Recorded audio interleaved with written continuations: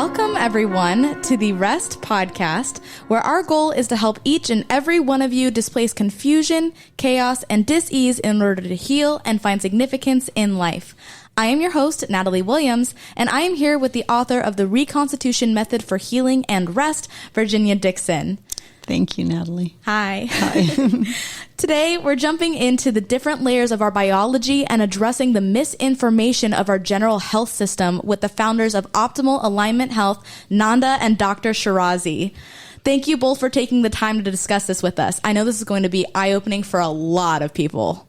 Hi, Natalie. Hi, Virginia. Hi. Hello. Thank you so much for having us. It's a pleasure. Okay, I have to give the backdrop story to our meeting. Go for it. First of all, thank you both for contacting me about a month ago because I didn't have your contacts after the fire at the villa. They were packaged and put away. But one of you texted me and said you were in town, and I literally felt like I got an early Christmas present from God himself. I was so excited. So to say that I'm happy you're here is an understatement. Thank you so much. I met these two wonderful gentlemen at True North, which is probably a premier water fasting facility, perhaps definitely in the world. Yeah, definitely so. In the world. It's amazing. Under the direction of Dr. Goldhammer. That's Is right. that correct? Yeah. And you two served there as part of the team, the medical team that really supports people going through this water fasting program. And I was beyond impressed by the things that I heard you say. And like always, I put everything I listened to in the context of what are the implications of what they're saying in this ongoing conversation that I invite people to have about rest. So for today, I thought it would be amazing if you guys could talk about the biology of optimum health in the context of this. But I'm so happy to have this conversation with you two. We're so glad to be here Yeah, to share absolutely. this information with as many people as possible. We had a lot of fun when we met, didn't we? Definitely. Give people context for that a little bit. It was like Disneyland. We met Virginia. She came up as a firecracker, of course, super passionate and interested in the material that we were sharing. And primarily that material is the natural set point of the body, which is health, which is so often misinterpreted and forgotten. And people live in the lie of society where their health is in the hands of their healthcare practitioners, and that their health is predetermined by, past and genes and any other factors, when in reality, we have the ability to create vibrant health by going back to the intentional design of the body. Yes. Yeah, and I really want to emphasize the importance of understanding this intentional design. The thing that we realized in chiropractic school, we got to dissect this brilliant machine over the course of a year. And I can say confidently that there is nothing you will find in life, nothing you will own, nothing that you will possess that is more impressive in design than the human body. And with this understanding, and then the intention of understanding how it works, what it needs for rest, what it needs for food, what it needs for interdependence and love and acceptance, you start to really get a grasp of what choices you need to make day in and day out in order to promote health. It is our disconnection from understanding how it works that keeps us from being able to make the choices necessary. What do you think is the most important thing that people need to understand about the body? You always talk about form and structure and all that. Can you two explain that to our listening audience?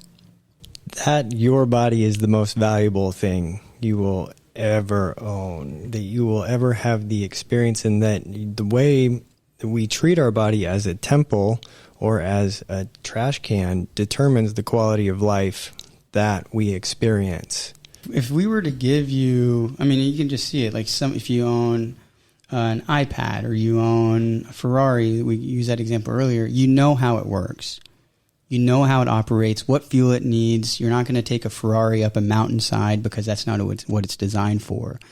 So it's understanding, what does this vessel need in order to thrive, not survive. Most of us are surviving because you're taking something that is of nature and you're putting it into a situation which is not natural. Sitting down for 9 hours a day, not getting sunlight, eating processed foods, not interconnecting with loved ones, not speaking your emotions, not understanding what you're feeling, not expressing grief. This is unnatural. And it's only a matter of time that the body presents with what we call dysfunction, disease, pain, anxiety. These are messengers from a very intelligent system that's saying, hey, look here. Mm-hmm. Something's amiss. Yeah, there's a wrench in my system. Yeah. There's a wrench in my system. Help me. Yeah. You said earlier that the body is an information processing device. And when that list that you just went through is not appropriately processed, whether it's food, feelings, right, that emote, right, and just the environmental factors that naturally inhibit this information system or that block the flow of information. The consequence of that is illness. It's various states of dis-ease, right? 100%. Mm-hmm. And just to reiterate, that is what our body is. It is an information processing machine that takes in information from the environment, whether that's biochemical information from our food, neurohormonal chemical information from the thoughts and the patterns that are going on inside of us as belief systems, critical voice, or that inner enthusiast that is passionate about life and what we love and what is bringing us vitality. And then you have force, which is the other language of cells, which is movement, because we are movement incarnate. Every aspect of our body is always moving. That's fantastic. Biochemical, neurohormonal, neurochemical, yeah.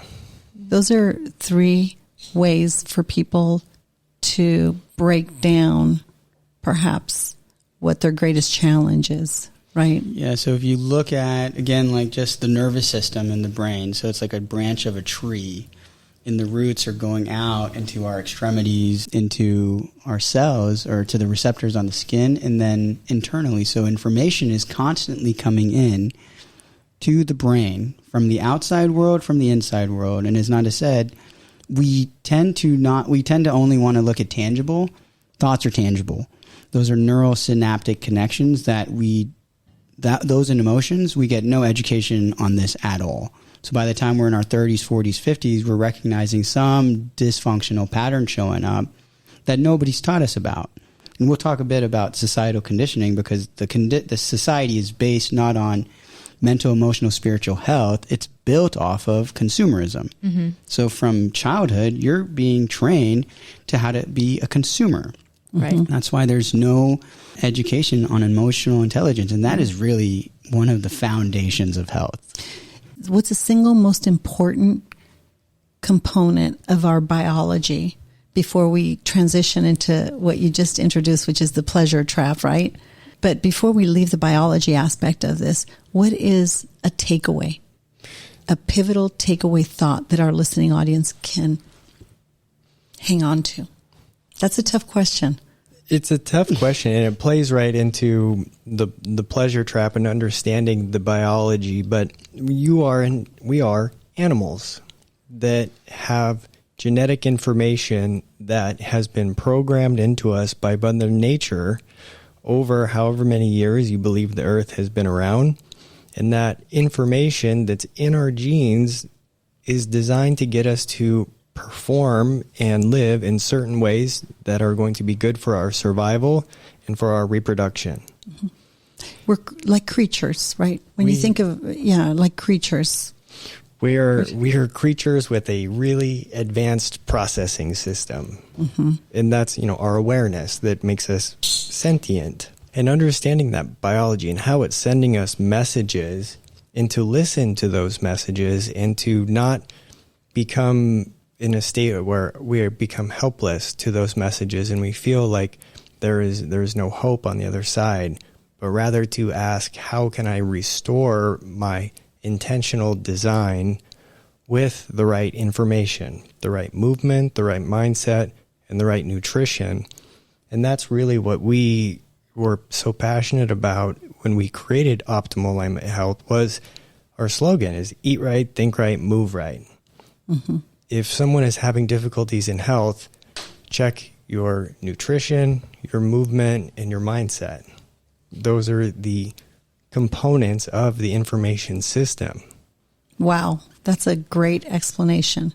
The 3 components of the information system must be in alignment, and you can experience significant measures of health. Something else that I wanted to touch on too that you had mentioned was in regards to your thoughts and how that actually affects the chemical balances in your brain and in your body. And I think that's something a lot of people don't actually recognize, right? When we talked about this before, how thoughts have power and words have authority. The power of your words even has the ability to change someone else's chemical makeup, whether it's positive or negative. It has an impact on that person's body as well as your own.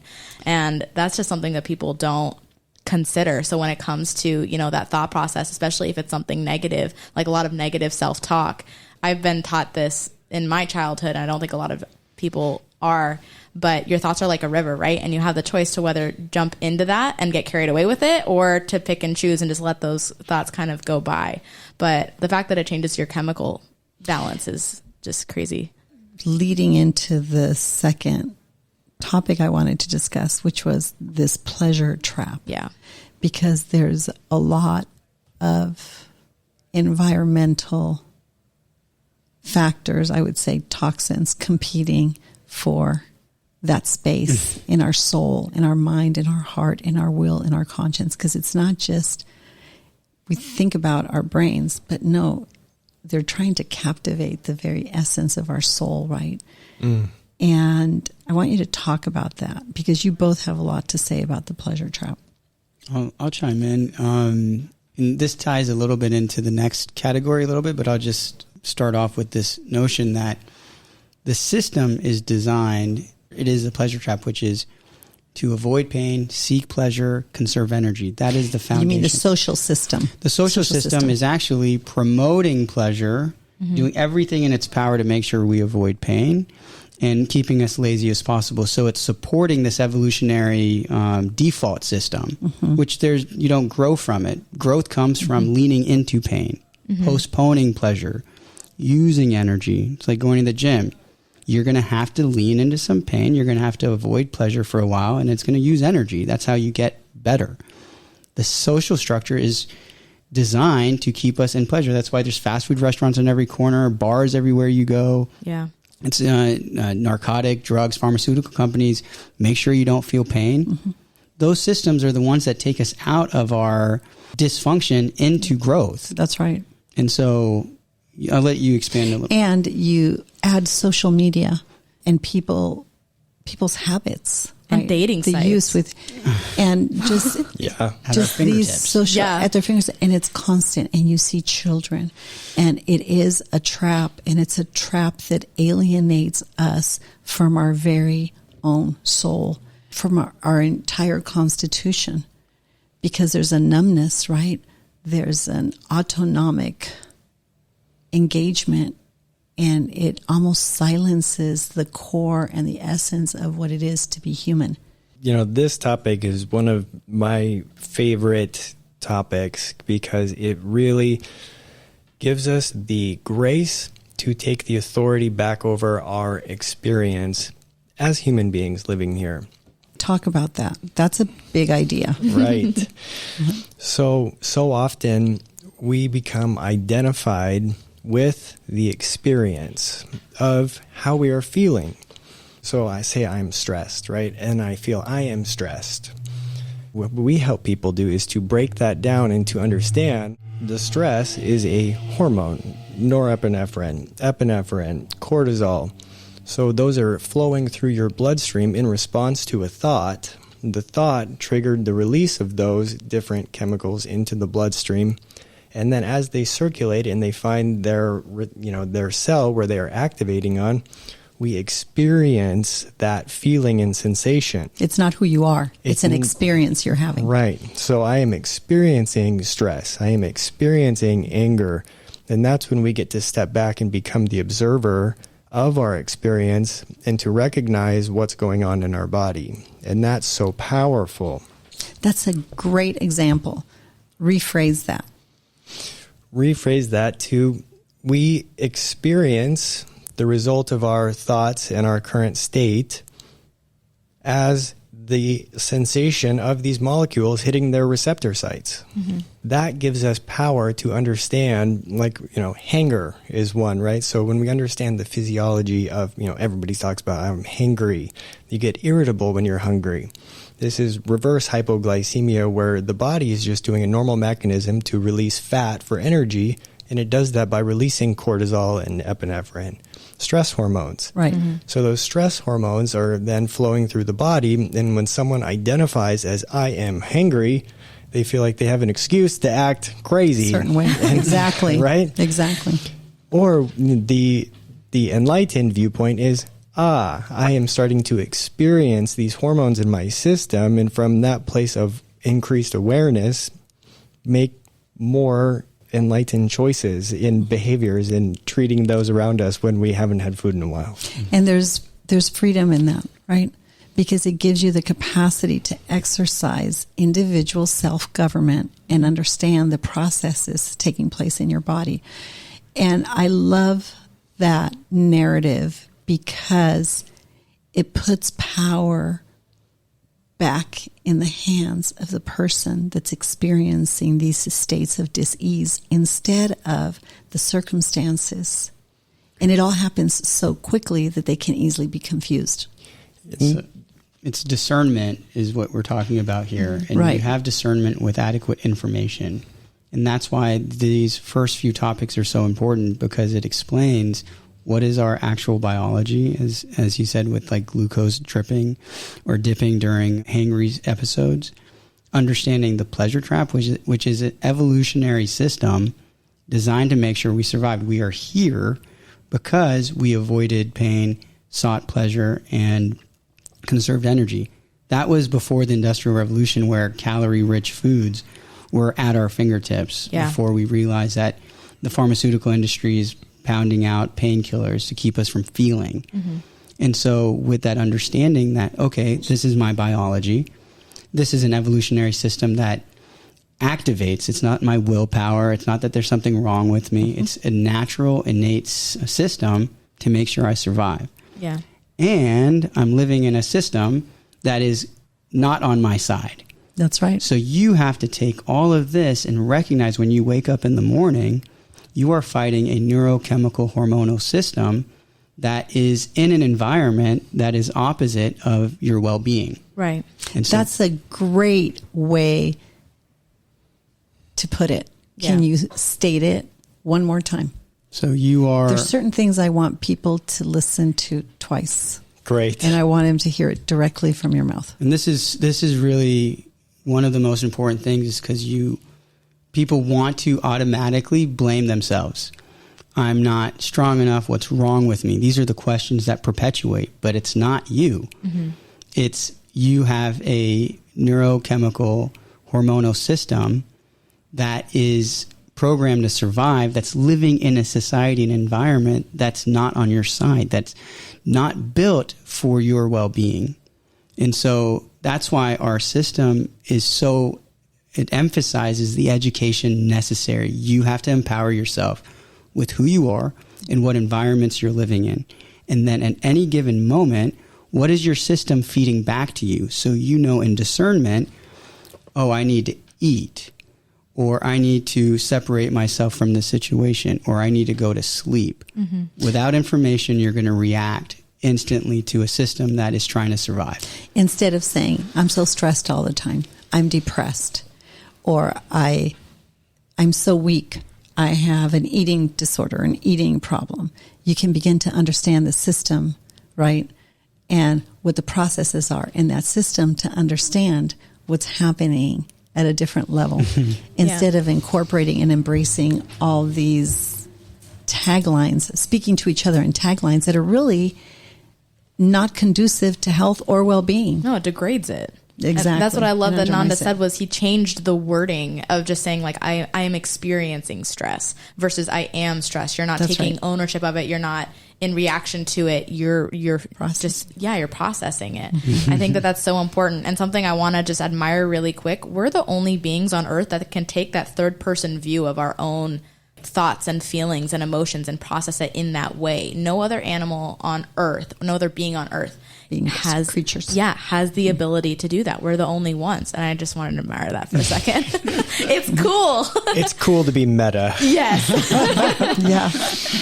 To re-emphasize one aspect of the pleasure trap, and just to drive it home, it's not your fault. Right. It's not your fault that you love sugar and calorically dense foods and that you are performing these activities, because what Satnam or Dr. Sheraze said about seeking pleasure, avoiding pain, and conserving energy is what's known as the motivational triad.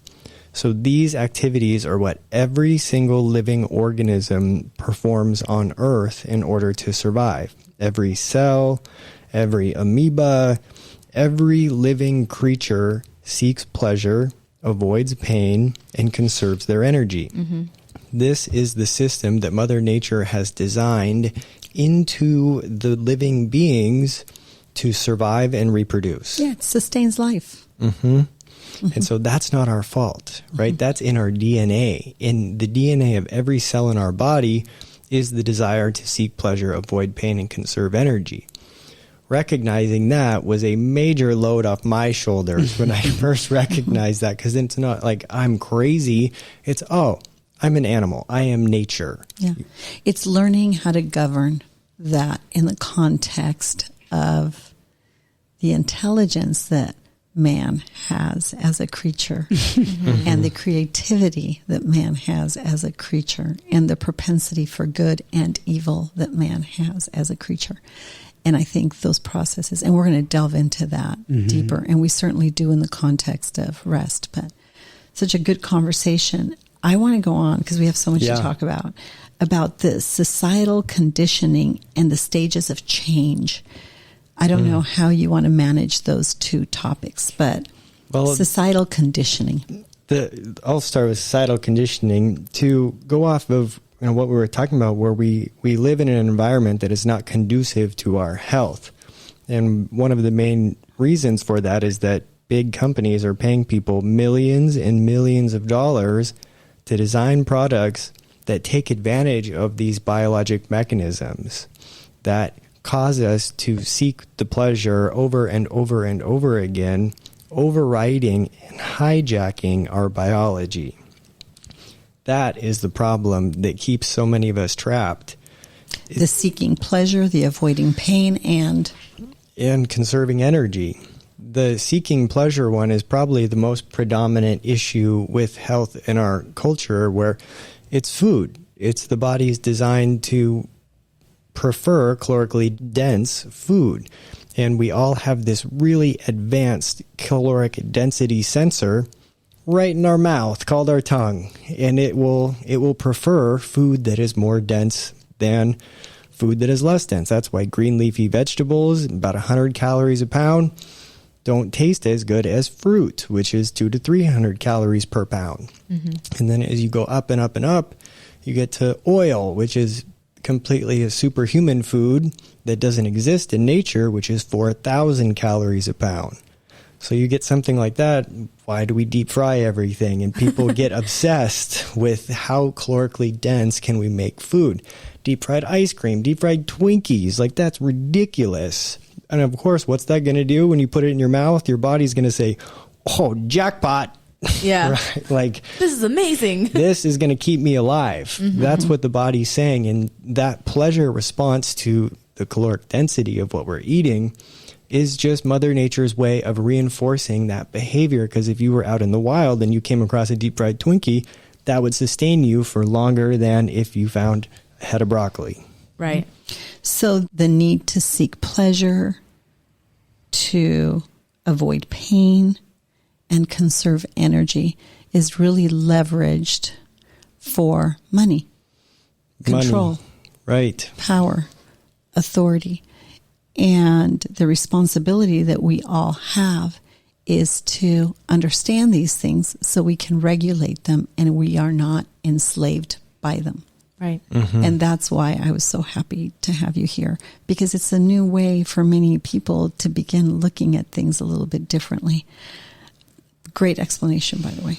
And that's the stages of change. Right. Dr. Sheraze. Oh, I'm going to go on social conditioning because I think it's the premise of how we're making choices.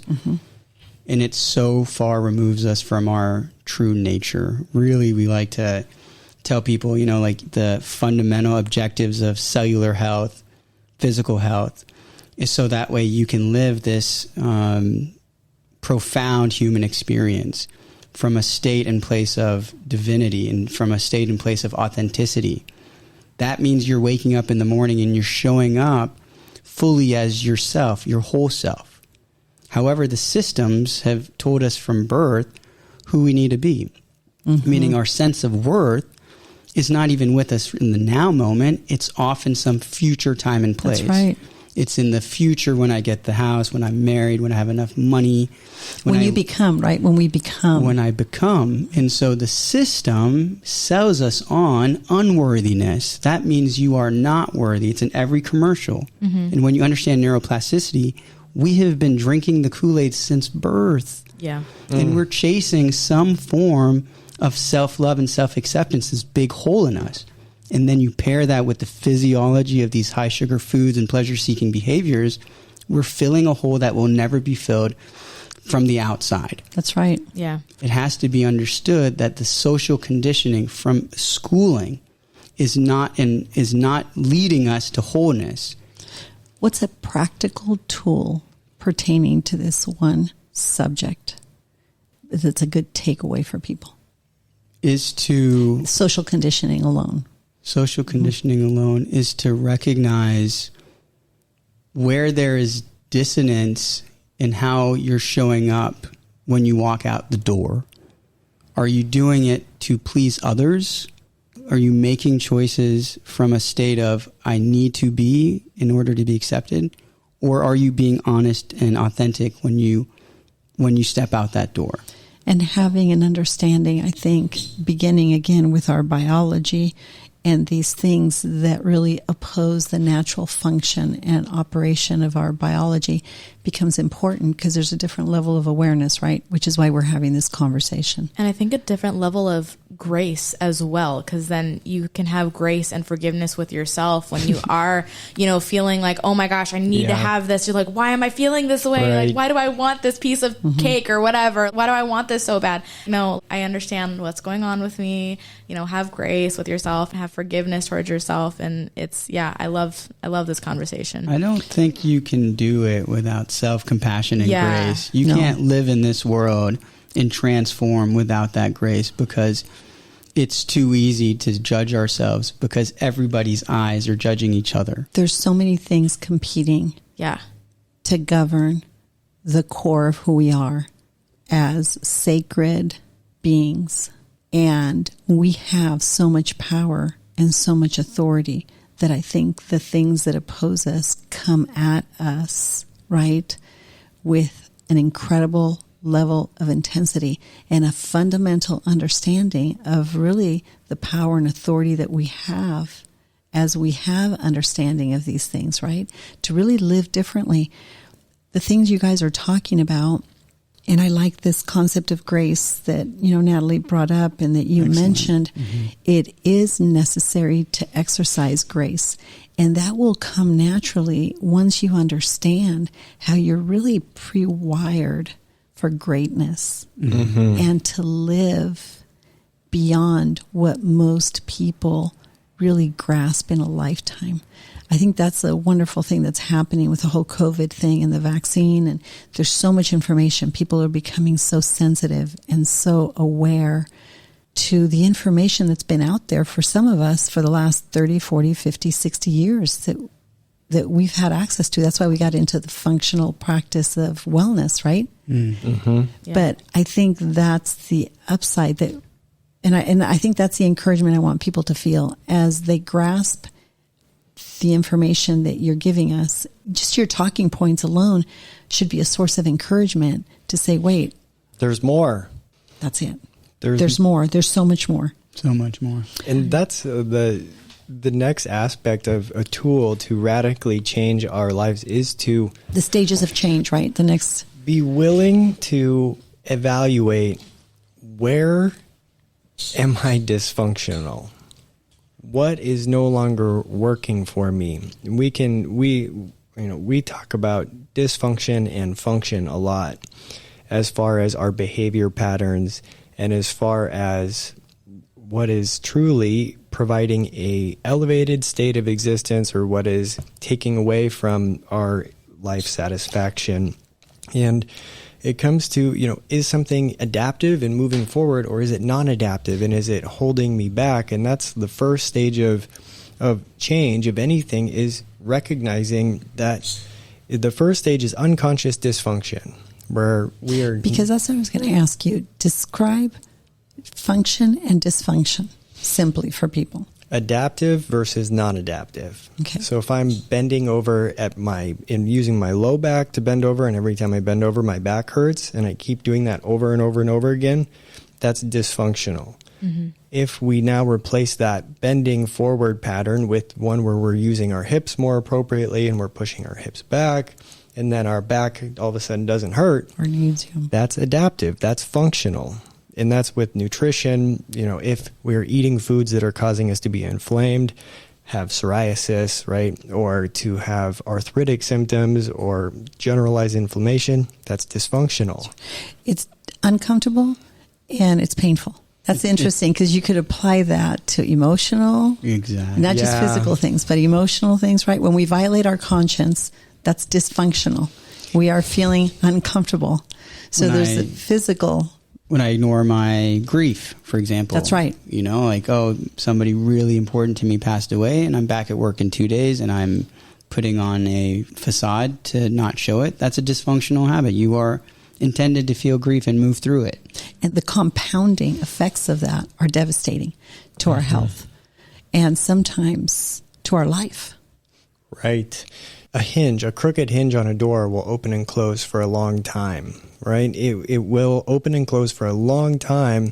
However, eventually that crooked hinge is going to start to wear down and deteriorate and degenerate around where there's too much force being applied.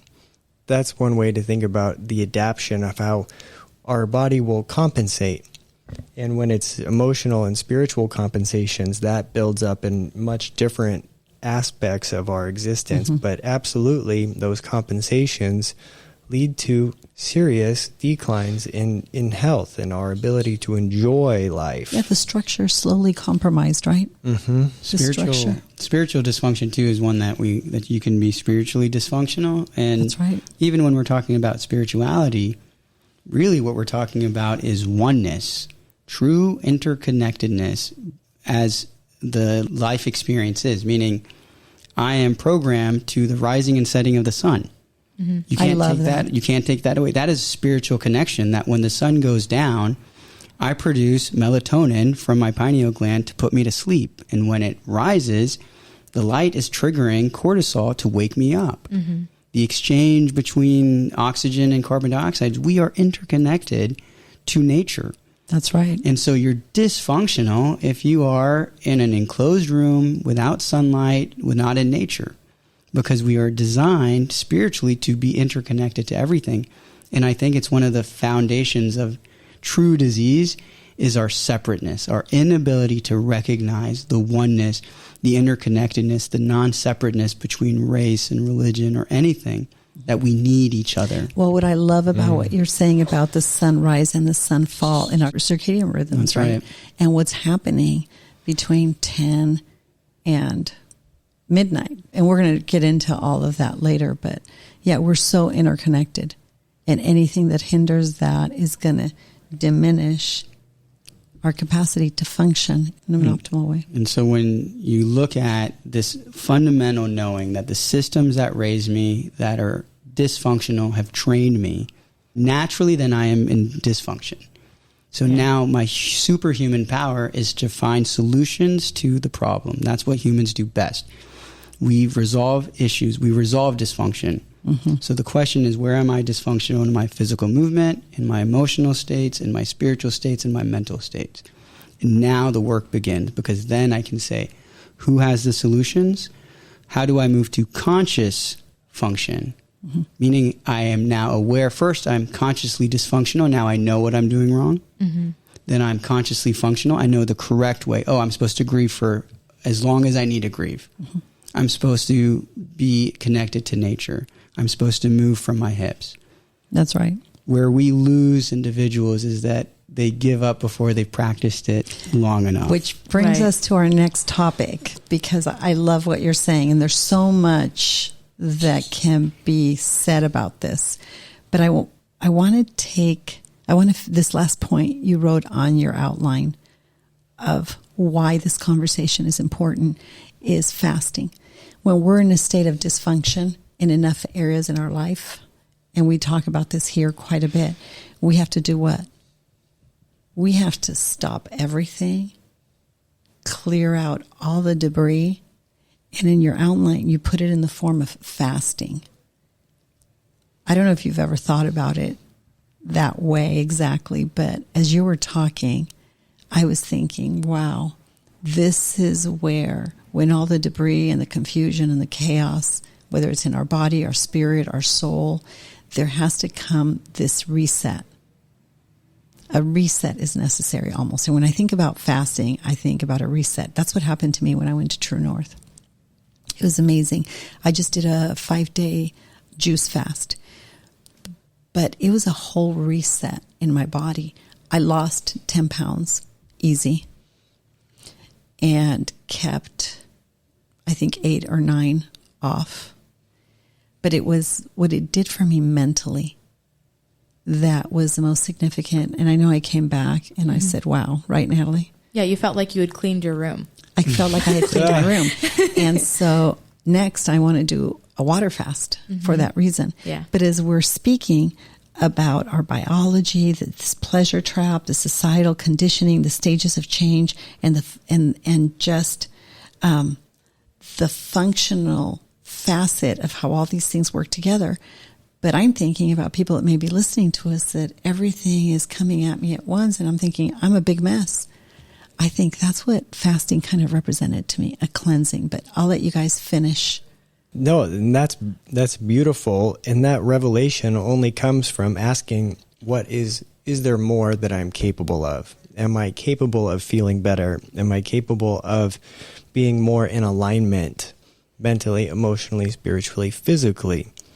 When our 3D, our body gets out of alignment, it affects our ability to benefit from, the higher states and consciousness and everything. And the fast, it goes back to that first stage of becoming the observer of our life experience and evaluating it, not caught up in the stories and in the narratives of what is and what has been, but being able to evaluate that information and look at it and go, is this functional? Is this dysfunctional? Is this helping me to adapt?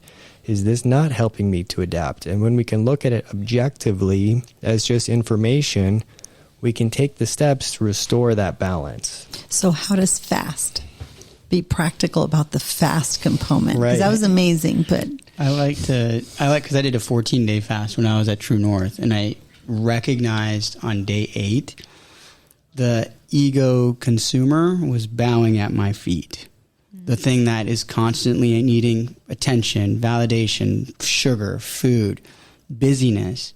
It finally... Bread, butter, French baguette, warm. Yeah, that thing that almost seems that... Pastries. That it powers the ship, that it's the driver of the ship.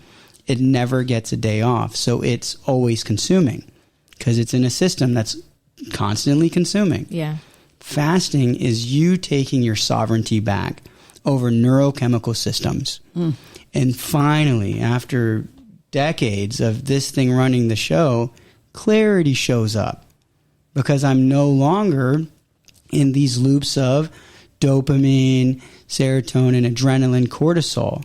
Because the second you wake up, you're grabbing your coffee, you're running out the door, you're back in the loop.